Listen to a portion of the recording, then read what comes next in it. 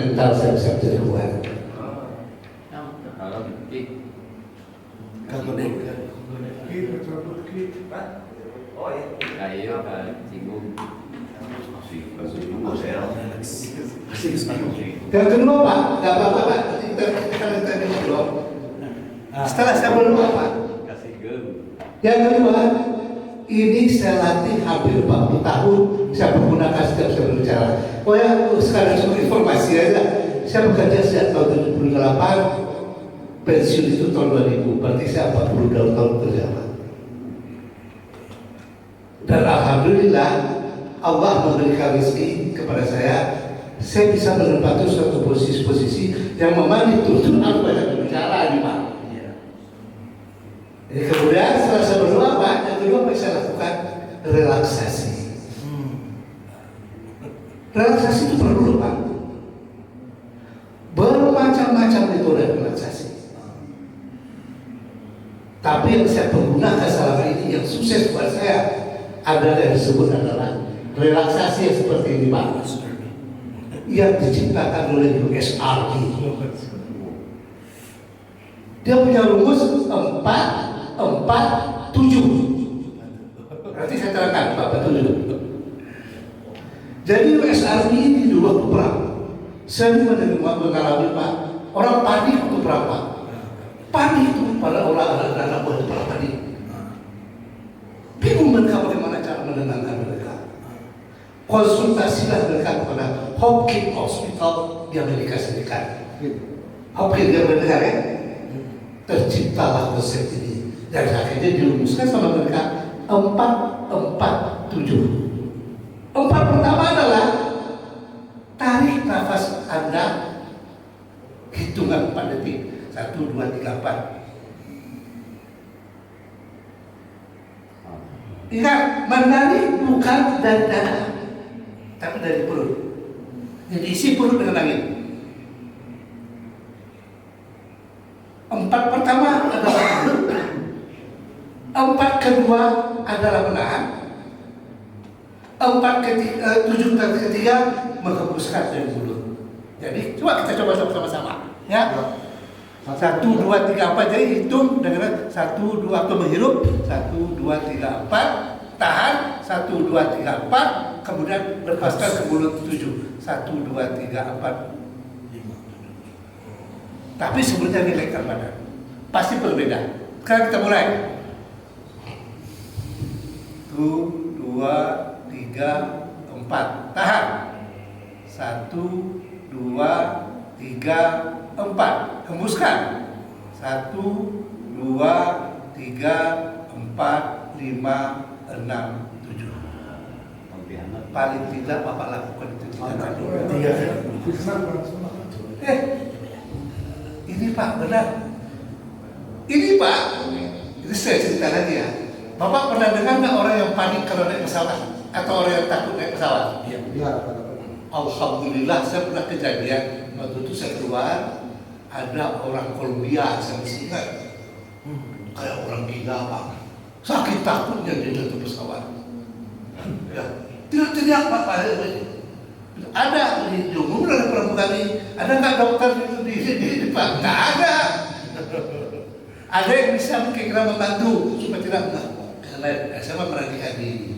Saya coba Pak, panggil, saya peluk dia, dan kebetulan tidak ada orang itu orang Islam. Gampang memasuki rasa keesaan itu ya, gampang. Saya jadi Pak, karena pertolongan Allah barangkali juga itu semua baik, tenang ya Pak. Itu salah satu cerita mengenai keajaiban atau keefektifan daripada rumus relaksasi. Jadi tidak salah pada saat beberapa Bapak sekalian yang takut naik pesawat, ya sebelum naik pesawat lakukan relaksasi seperti itu. Insya Allah salah bisa dilihat. Lalu yang ketiga Pak, setelah relaksasi kita, ya tentu kita menenangkan diri lah, ya menenangkan diri dalam arti kata bagaimana agar kita seperti itu setelah berdoa, kita relaksasi, kita menenangkan diri, kemudian maju ke depan. Itu langkah permulaan sebelum Bapak maju agar bisa tenang. Ya. Sekarang kita diskusi dulu. Saya bertanya dulu ke Pak Aib. Ya. Pak Aib, pengalaman Pak Aib selama ini kalau maju ke Podi waktu-waktu kerja dulu apa kemana apa yang Bapak khawatirkan? Kabur pasti. Kan yang paling Bapak khawatirkan kalau disuruh orang ke naik ke panggung? Kurang lebih sama Pak kalau kita ada ini ya. Selain dari masalah doa, saya ada lagi selesai itu. Saya mencoba mengenal atau lebih ngobrol ya, atau menguasai dulu audien gitu ya. Nah kalau istilahnya kira-kira nih yang depan siapa aja gitu.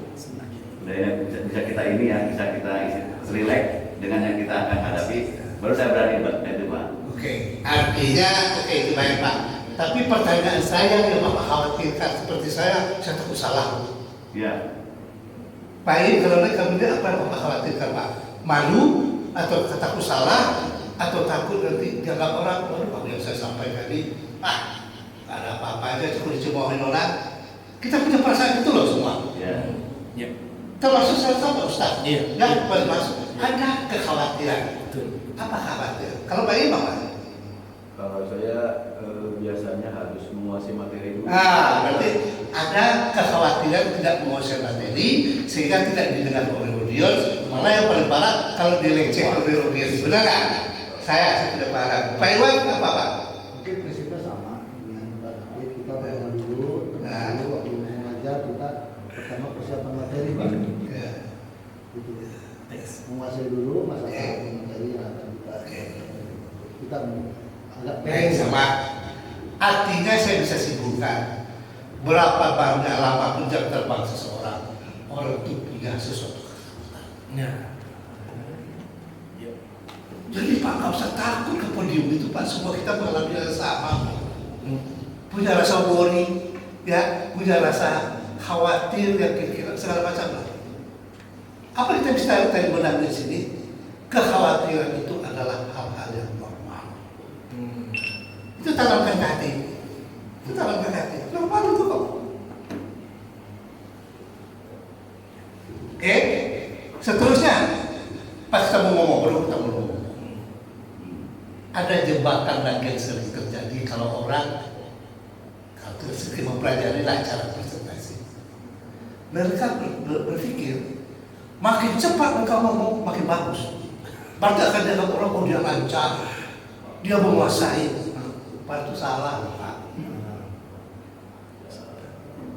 Ada orang terjebak dengan itu Pak Dewo.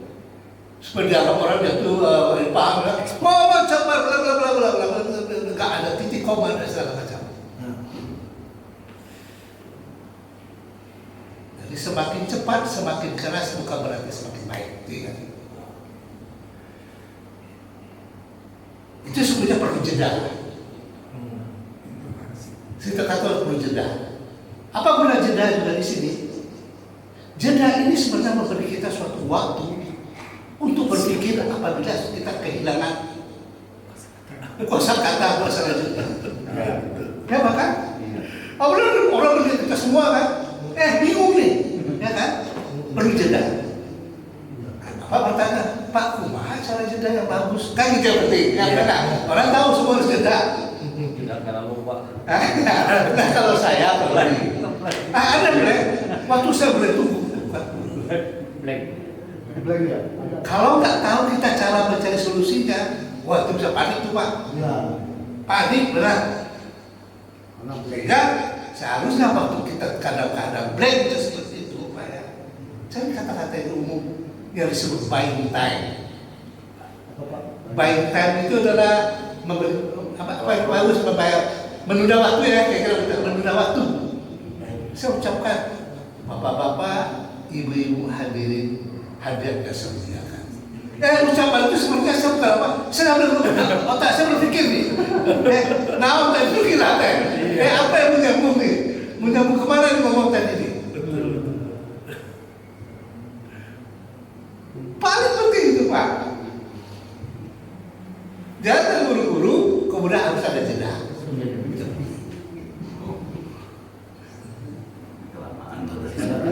Hadapi Ya. boleh tanya. Baik, silakan.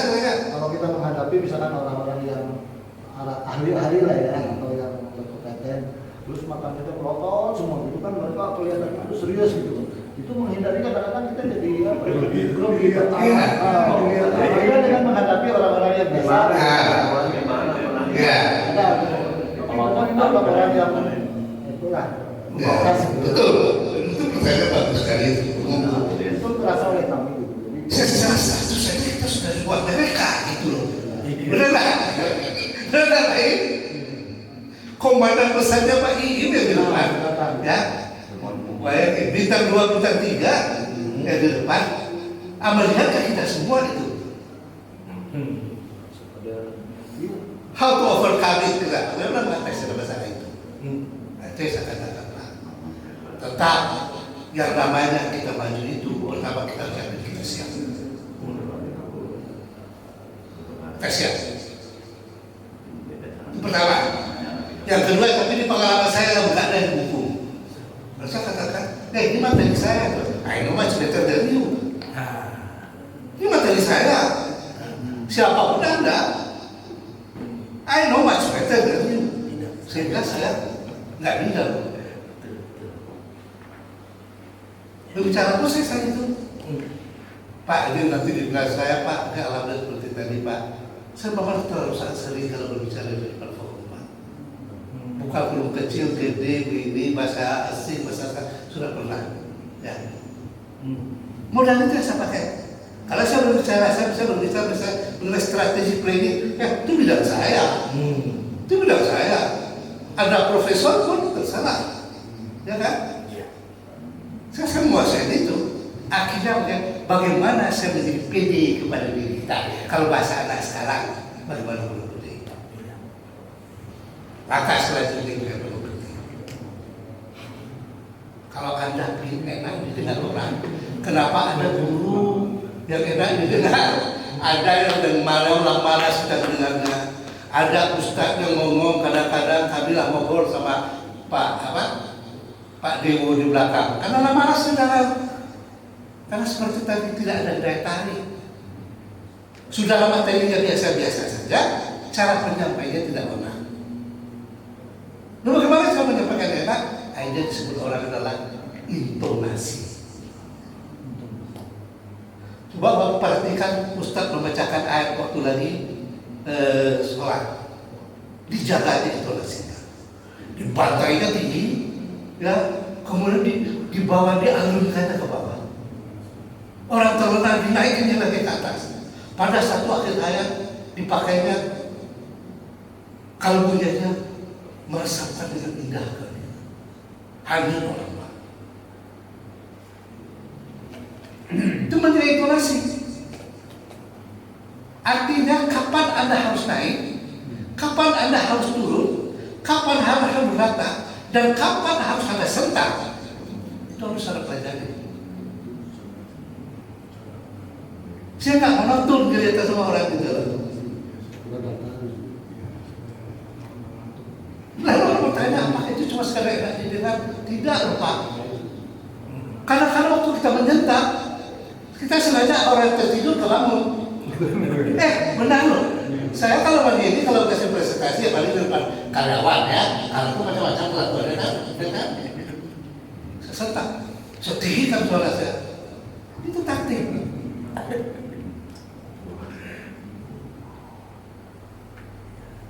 Hal lain yang sering juga kita terima adalah banyak imam, banyak ustaz, banyak pengajar, banyak trainer tidak berani menatap mata audiens. Ya Pak ya? Banyak itu yang berani datang ke audiens. Dia begini. Saya bilang, bagaimana saya mau simpati ke Bapak kalau Bapak tidak memperhatikan dengan saya? Itu logikanya aja dulu. Bagaimana Bapak mau simpati Pak Iwan ke saya? Kalau saya berkomunikasi kepada Pak Iwan, saya kepada dia ke Pak Iwan. Mana rasa Pak Iwan rasa dilecehin? Sehingga jauhi menghindar tatapan itu. Kadang-kadang menatap seseorang audiens waktu kita berbicara, ini ibarat magnet. Kita seolah-olah menyampaikan kepada mereka seolah diperhatikan, dan yang lain pun akan melihat kepada kita. Sehingga orang fokus kepada kita. Ya, nah, di inti Pak, di inti. Ini ciptaan saya, kalau boleh saya katakan, baru saya coba dari ini. Kita sering mendengar apa yang disebut 4W1H. Hampir kita semua yang terjangkau. Kita pernah dulu belajar quality control, problem solving, dan segala macam mengenai metode ini. Metode ini Pak, intinya di dalam public speaking adalah agar yang kita sampaikan itu sistematik. Banyak kadang-kadang orang berbicara, kok tontonlah di tengah, kok tontonlah sudah mau ke penutup, lalu akhir dia baru mulai ke awal. Kenapa dia tidak mengikuti sistematika seperti tadi? Sebab secara instingtif Pak, orang waktu kita bertanya menyampaikan sesuatu, pertanyaan gunanya apa? Apa sih itu? Benar nggak? Apa sih? Nah kita harus tahu itu, bahwa audiens itu pertama kali sebenarnya, orang ini mau bicara apa sih? Wah, kita mulai dengan wah. Apa maksud kita sebenarnya? Tapi sebelum memulai dengan W dan W tadi, ada yang disebut taktik hook. Hook itu kail Pak, kail. Bagaimana mengail orang agar orang pada saat pertama kita ngomong, orang langsung memperhatikan kita.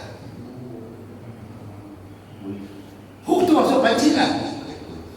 Artinya bagaimana suatu kalimat kita bikin, suatu message kita sampaikan ya, tapi menyentak. Sehingga orang bilang, oh ini harus sampaikan dia. Contoh, Bapak-bapak Ibu sekalian,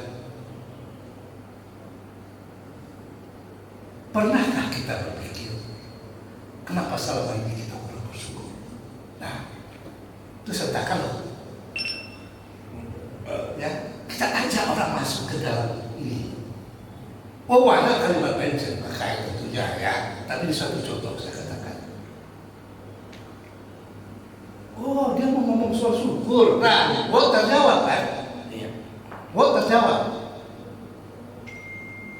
Apa yang kedua? Who. Kita bisa sampaikan di sini. Who itu kita bisa menyatakan kita mau menyampaikan apa, atau kita menyatakan subjek apa yang kita sampaikan terhadap seseorang.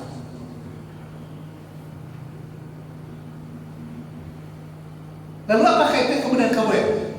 Setelah kita katakan kita mau berbicara syukur, pertanyaan orang kedua, mengapa harus syukur ya? Kenapa harus bersyukur ya? Pasti instingtif kalau bertanya gitu loh. Kalau saya tanyakan, syukur definisinya ada begini, maknanya ada begini, dan kegunaannya ada begini. Webnya terjawab. Lalu orang sering bertanya, apa itu semua orang tahu? Tapi yang susah apa? How? Bagaimana cara bersyukur itu sih?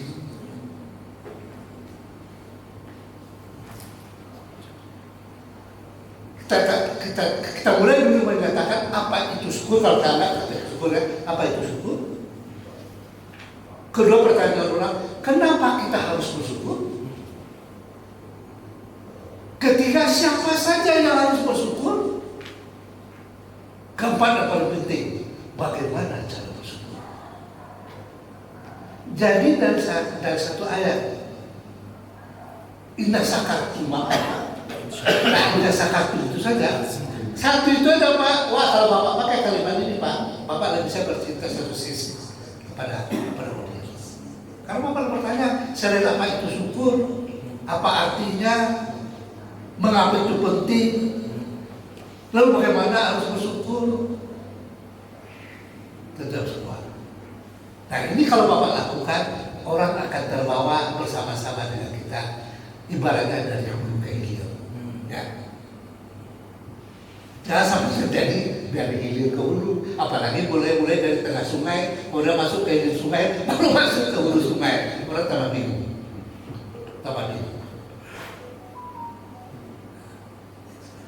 Coba Nah, ini contoh langsung. Saya membangun contoh di sini, kita akan berbicara mengenai halal bihalal.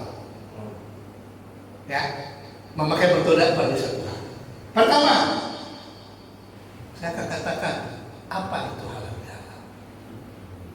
Dengan segala embel-embelnya loh tentunya ya. Kalau enggak apa itu halal bihalal, bermaaf-maafan dan bingung. Wah, itu juga salah. Maksudnya tentu kita satu paket menerangkannya. Apa itu halal bihalal? Oh itu Bang, acuannya banyak sekali. Ya. Langkah pertama kita menjaga halal. Siapa yang akan ikut dalam halal bihalal dan persoalan ini? Yang pasti jamaah kita yang hadir pada saat itu.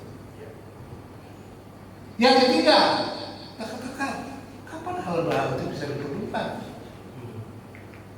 Setelah kita puasa, setelah kita melakukan ini. Di mana kita lakukan? Ya di masjid. Bagaimana cara melakukan? Kita bisa katakan tidak cukup cuma dengan lisan mengucapkan maaf lahir batin. Tawaru dari hati, tapi yang perlu bertindak dari perbuatan. Saya mengatakan halal bihalal itu bermaaf-maafan. Jadi kalau mereka sudah bermaaf-maaf, maaf lahir batin, dianggapnya mereka itu sudah halal bihalal. Nah di sini kita terangkan bahwa halal bihalal secara syariat itu harus keluar dari hati, terucap oleh lisan, terlihat dari perbuatan. Nah, tiga ini kita udah. Oh itu kalau Bapak godok itu panjang ceritanya itu. Tapi inilah poin-poin kira-kira yang harus Bapak lakukan pada saat ini. Nah, ini struktur ceramah. Ini sangat umum. Biasanya 10-15% itu kita pergunakan dengan pembukaan. Sedikit barangkali pembukaan dalam arti kata dalam hal-hal yang bisa menarik perhatian para jemaah. Bisa anekdot kita masukkan sedikit, ya, atau berita-berita yang memang bisa menarik perhatian. Kemudian baru isi pembukaan. Nah, isi pembukaan itu empat satu hal tadi. Ya, salam ini pengantar ini semua sekali ini sebenarnya sama dengan 4 hal. Nah, ini bisa kita seling seperti tadi, ada kisah nyata, ada riwayat, dan lain sebagainya. Next. Ini isi, di penutup seperti tadi adalah 10-15% habis selesai. Isi intinya 70. Ya ini 70-80%, kemudian penutup juga 10-15%. Dan penutup kalau bisa Bapak lakukan, kalau bisa tolong disimpulkan apa yang telah kita bicarakan dari A sampai Z tadi. Apa kita simpulkan itu, lalu apa ajakan kita. Tolong tutup dengan itu. Nah ini barangkali Pak, tadi kalau nggak salah waktu itu Pak Ustadz pernah menyatakan setelah kita sekarang ada bisa diskusi seperti ini, ada satu sesi nanti salah satu barangkali dari kita mencoba, kita kasih suatu topik, suruh beliau itu membaca menyampaikan, kemudian sama-sama kita memperhatikan dan memberikan feedback. Itu kalau memungkinkan. Pelan dulu, Pak. Ayo. Oh ini sebenarnya saya coba dari apa? Dari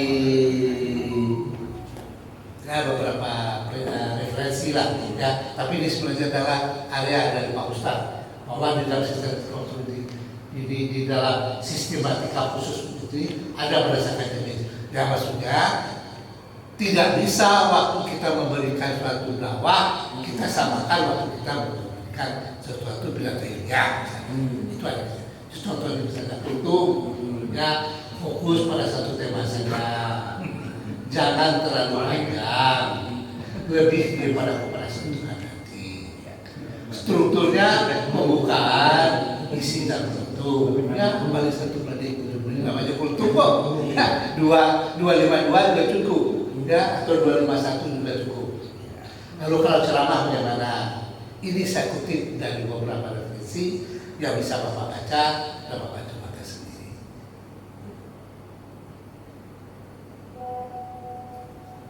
Lalu soal kebiasaan.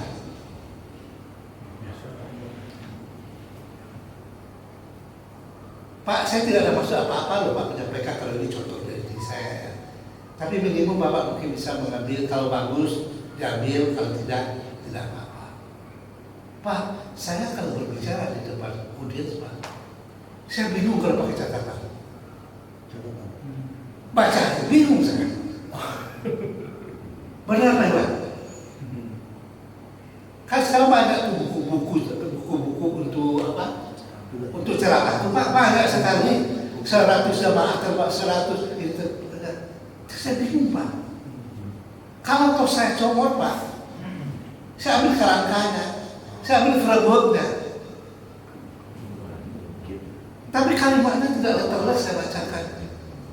Lu Bapak bertanya kan, kenapa? Karena artnya hilang Pak, seninya hilang. Berbicara itu Pak, itu kan seni.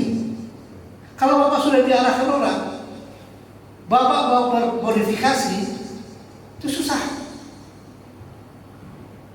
Tapi kalau Bapak cuma punya kerangka-kerangkanya saja, Bapak bisa berimprovisasi sebagaimana maunya Bapak.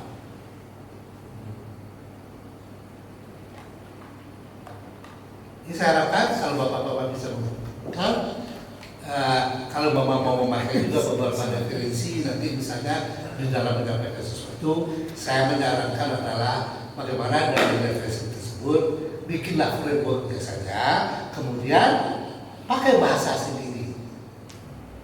Baik, coba bayangin Pak. Kita kalau ngomong dari TKT enak nggak Pak? Enak Pak, nggak ada ngatur kok. Tapi kalau saya baca, Pak ini betul Pak, saya kalau nggak enak Pak.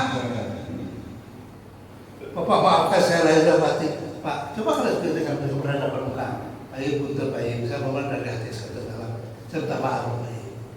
Saya banyak dosa Pak Ibu selama ini. Ibu ini sudah bulan puasa, kita halal. Saya dengan kerendahan hati mohon maaf. Mudah-mudahan gitu. Enak gitu loh, nyambung. Pak, kalau di bulan puasa sebab berbahagia kita marah kan enak kedengarannya gitu, ya kan?